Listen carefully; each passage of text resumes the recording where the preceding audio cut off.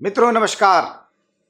हमारे देश में B2C व्यवस्था से करोड़ों की संख्या में व्यापारी आच्छादित हैं, अर्थात ऐसे बिजनेसमैन जो डायरेक्ट कंज्यूमर्स को सामान बेचते हैं, वे अपना जीएसटी में रिटर्न कैसे और कब फाइल करेंगे, आइए जानने का प्रयास करते हैं इस वीडियो में।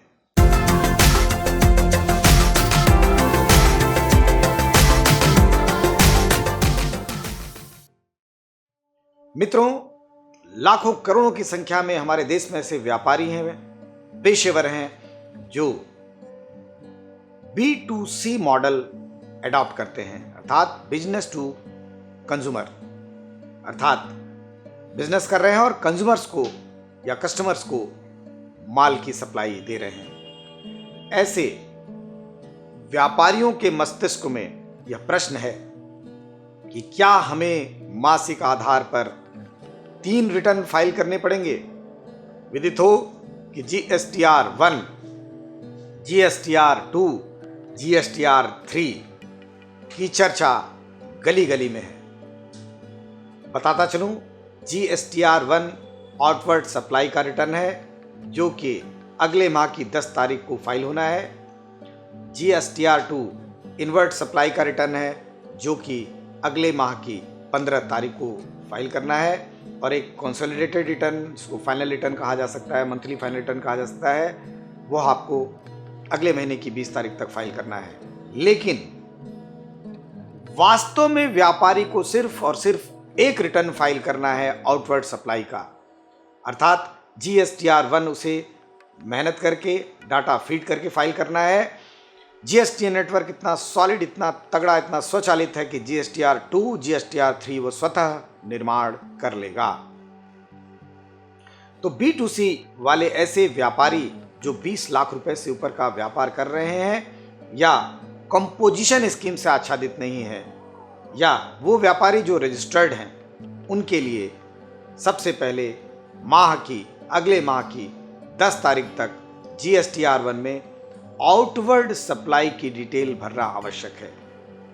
एक व्यापारी या एक डीलर या रिटेलर का एक प्रश्न है कि हम B2C मॉडल अडॉप्ट करते हैं तो मुझे अपने किसी माह के रिटर्न्स को अगले माह में कब और कैसे फाइल करना पड़ेगा। तो आइए बिंदुवार समझने की कोशिश करते हैं कि पिछले माह में, गत माह में जो आपने बाह्य आपूर्ति की, चूंकि आप B2C मॉडल अडॉप्ट करते हैं, आपके पास क्रेता की सारी डिटेल कैफियत नहीं है, अतः आप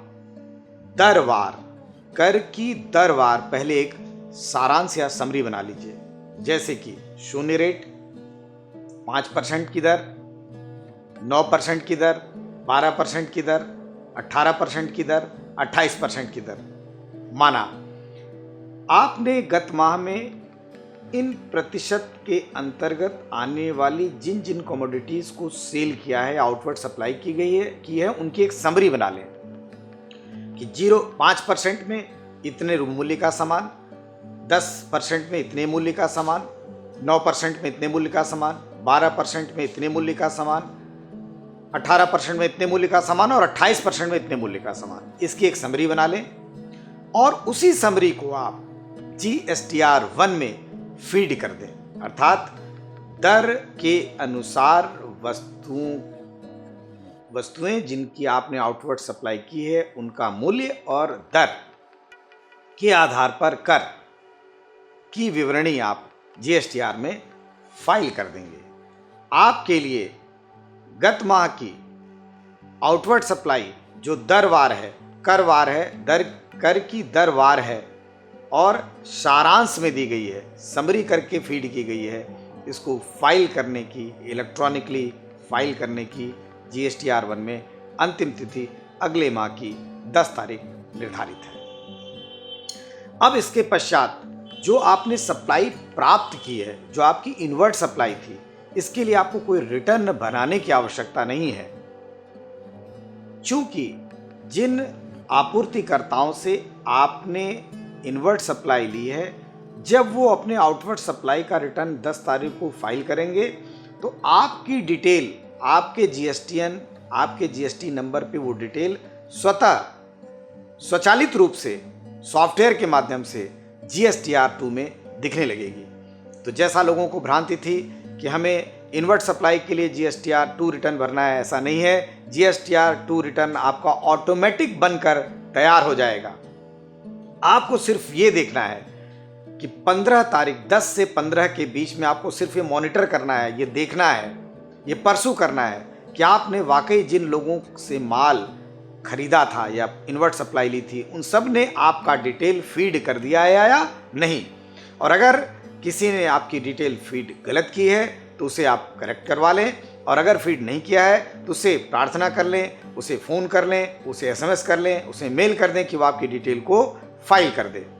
आपका GSTR2 ऑटोमेटिक बनकर तैयार हो जाएगा। अब GSTR1 और GSTR2 के आधार पर अंतिम रिटर्न आपको 20 तारीख को फाइल करना है। तो GSTR1, GSTR2 की अगर सारी डिटेल मैच कर रही हैं, करेक्ट हैं, तो 20 तारीख का रिटर्न ऑटोमेटिक आपके स्क्रीन पे बन के GSTN पर बन के तैयार हो जाएगा। आपको सिर्फ बटन दबाकर, सिर्फ क्लिक करके इंटरनेट माध्यमों से आपको रिटर्न फाइल कर देना है।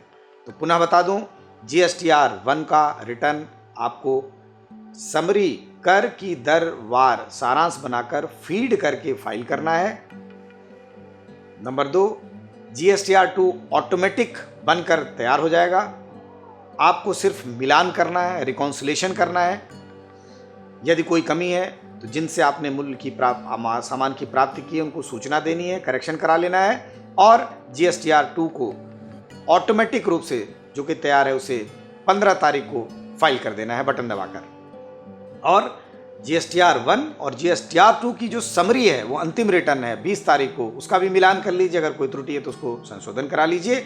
उसके पश्चात 20 तारीख को जो भी आपकी कर देयता बनती है, रिफंड, पेबिल या जो भी इनपुट टैक्स क्रेडिट लेने के बाद जो भी आपकी देयता बनती है उसका चालान से भुगतान करने के बाद आप देख लें कि सारी डिटेल रिफ्लेक्ट कर रही है, और सभी डिटेल अगर सही आइटम वाइज, दर वाइज, कर वाइज सही डिटेल टैली कर रही है तो मात्र 20 तारीख को या उसके पहले आपको कंप्यूटर जी पर बटन दबाकर केवल GSTR3 फाइल कर देना है। तो B2C के लिए हुआ ना कर विवरणी फाइल करना आसान। GST व्यवस्था में सरकार ने अपने व्यापारियों के लिए, पेशेवर लोगों के लिए बहुत ही आसान व्यवस्था लागू की है। घबराने की आवश्यकता नहीं है। किसी भी मिथ्या कथन पर ध्यान न दें। आपको सिर्फ और सिर्फ एक रिटर्न शुद्ध रूप से, एक रिटर्न सही प्रेसाइज 10 तारीख को आउटवर्ड सप्लाई के लिए फाइल करना है। बाकी का रिटर्न स्वयं पॉपअप हो जाएगा, स्वयं निर्माण हो जाएगा, स्वयं निर्मित हो जाएगा सॉफ्टवेयर के माध्यम से। आशा इन्हीं पूर्ण विश्वास है कि B2C कस्टमर्स को हमारा यह डेलिब्रेशन अच्छा लगा होगा। यदि हमारा डेलिब्रेशन अच्छा लगा तो हमारे इस वीडियो को लाइक करना ना भूलें।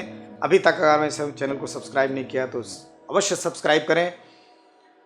आपका प्रोत्साहन हमें नित्य नए वीडियोस GST पर, आयकर पर लाने के लिए बाध्य करता रहेगा। फिलहाल आज के लिए इतना ही। धन्यवाद। नमस्कार।